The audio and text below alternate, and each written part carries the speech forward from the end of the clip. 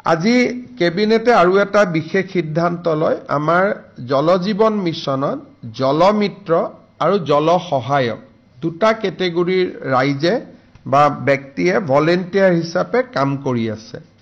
তেওঁলোকক আমি কম সংখ্যক মাননি দিওঁ, কিন্তু কাৰোবাৰ মৃত্যু হলে পৰিয়ালটো যথেষ্ট অসুবিধাৰ সন্মুখীন হয়। কেবিনেটে আজি এটা সিদ্ধান্ত লৈছে যে জলমিত্ৰ সজল মিত্ৰ বা জল সহায়ক তেওঁলোকৰ যদি আকস্মিক মৃত্যু হয় পৰিয়াললৈকে ৰাজ্য চৰকাৰে এককালীন ৫ লাখ টকাৰ সাহায্য আগবঢ়াব।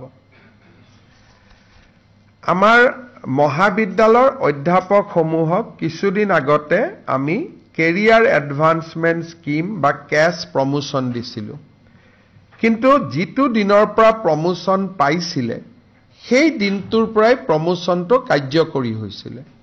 কেবিনেটে আজি সিদ্ধান্ত লৈছে যে for the purpose of counting seniority তেওঁলোকে যি দিনৰ পৰাই যোগ্য হৈছিলে সেই দিনাখনৰ পৰাই তেওঁলোকৰ প্ৰমোশ্যনটো আমি কাউণ্ট কৰিম। ইয়াৰ ফলত এছিষ্টেণ্ট প্ৰফেচাৰজন এছ'চিয়েট হোৱা, এছ'চিয়েটজন প্ৰফেচাৰ হোৱা, এই প্ৰক্ৰিয়াটোত কলেজ অধ্যাপকসকলক সহায় কৰিব, কিন্তু বিত্তীয় সুবিধা তেওঁলোকে নাপাব।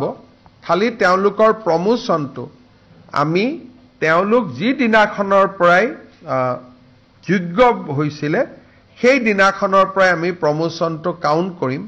ফলত তেওঁলোকৰ নেক্সট প্ৰমোশ্যন পাবৰ কাৰণে যিটো ইলিজিবিলিটি পিৰিয়ড সেইটো বহুখিনি কমি যাব আৰু আমাৰ কলেজৰ অধ্যাপক সহ অধ্যাপকসকল যথেষ্ট উপকৃত হ'ব।